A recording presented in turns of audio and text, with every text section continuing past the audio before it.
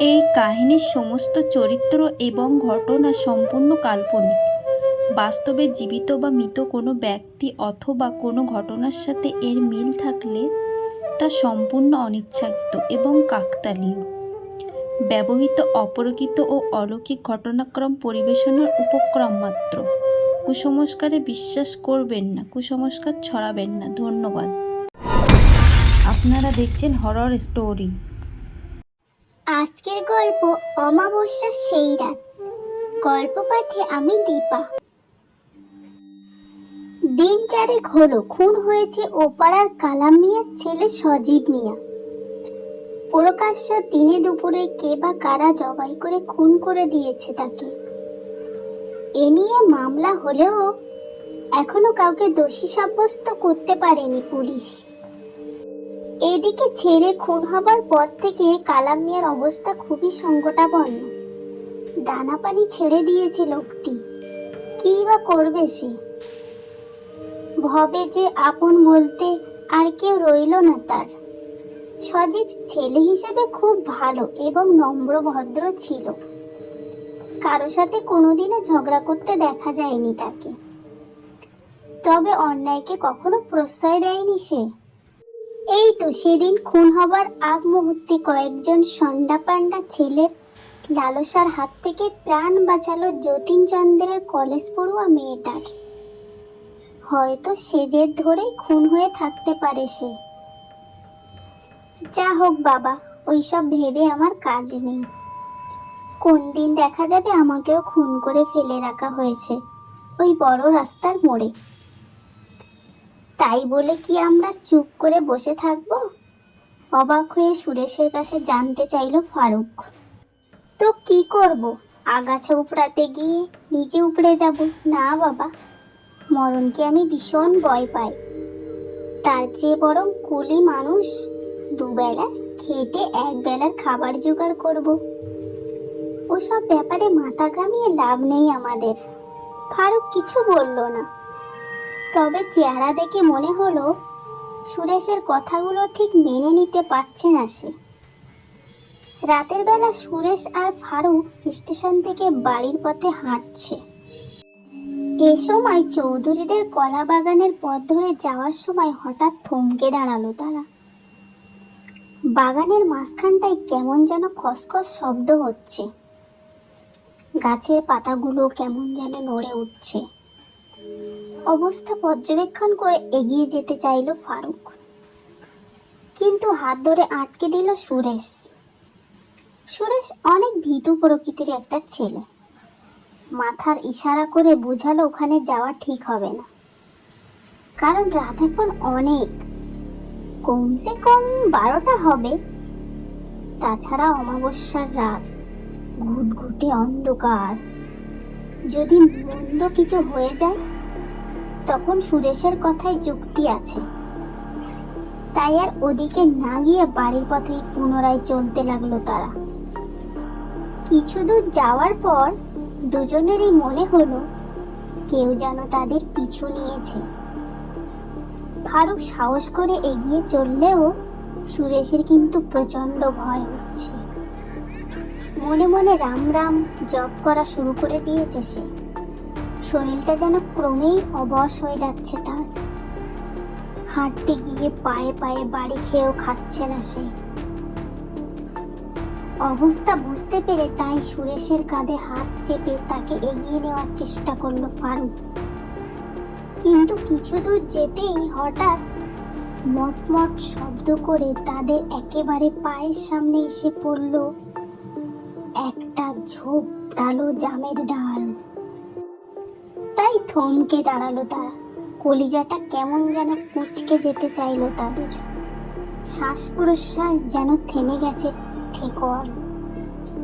অনেক কষ্ট করে ভিতর থেকে একটা গরম হাওয়া যেন ঠেলে বের হয়ে আসলো দুজনের।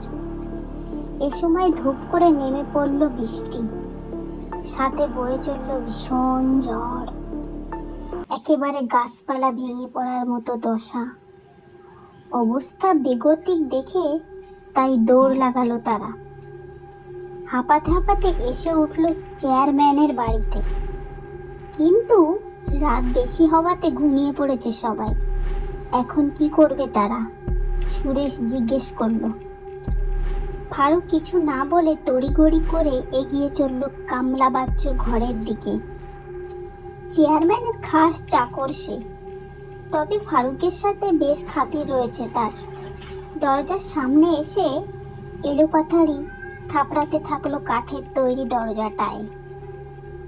কিন্তু বাইরের ঝড় বৃষ্টির কারণে কোনো শব্দই পৌঁছলো না বাচ্চুর কানে। তার উপর কাঁচা ঘুম। এ ঘুম কি এত সহজে ভাঙে? এভাবে কিছুক্ষণ ডাকার পর কোনো সাড়া শব্দ না পেয়ে জানলাটার কাছে চলে গেল তারা। ধাক্কা দিতেই খট করে খুলে গেল সেটি।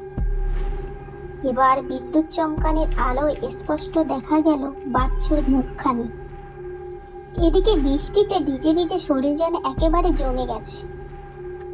সুরেশটা খানিক কাঁপতেও শুরু করে দিয়েছে। তাই আর দেরি না করে হাতের মুঠিতে কিছুটা পানি নিয়ে ফারুক ছুটে মারল বাচ্চুর দিকে।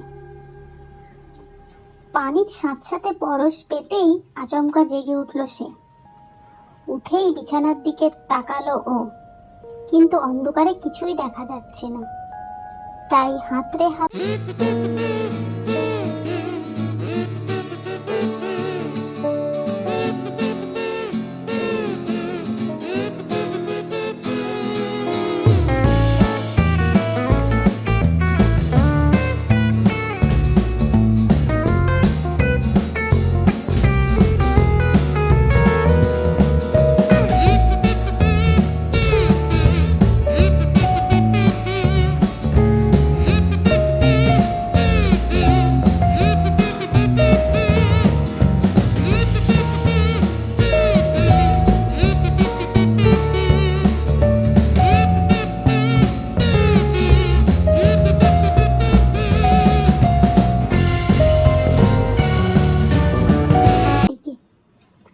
আকাশে অনবরত বিদ্যুৎ চমকাচ্ছে বলে ফারুককে চিনতে বেশি সময় লাগলো না তার।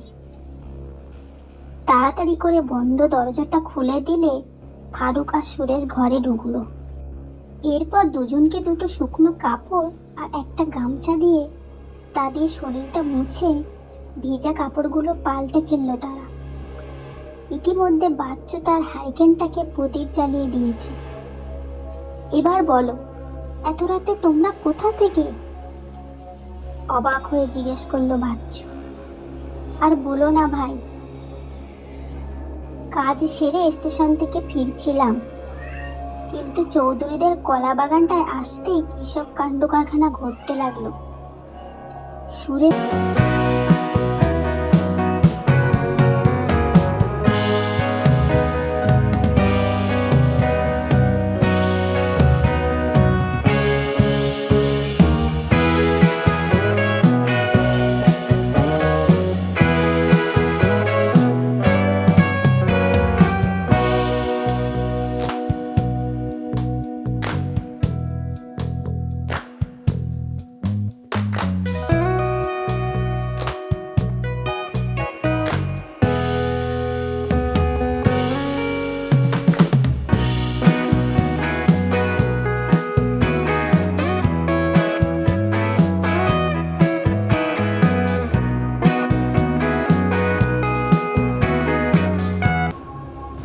তাই কৌতূহলবশত বাগানে ঢুকলো তারা।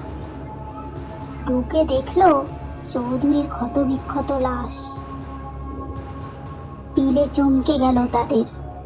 সুরেশ তো দেখে বিকট চিৎকার মেরে বসলো। ফারুক কোনো রকমে তার মুখ চেপে ধরে সেখান থেকে কেটে পড়ল যত তাড়াতাড়ি সম্ভব।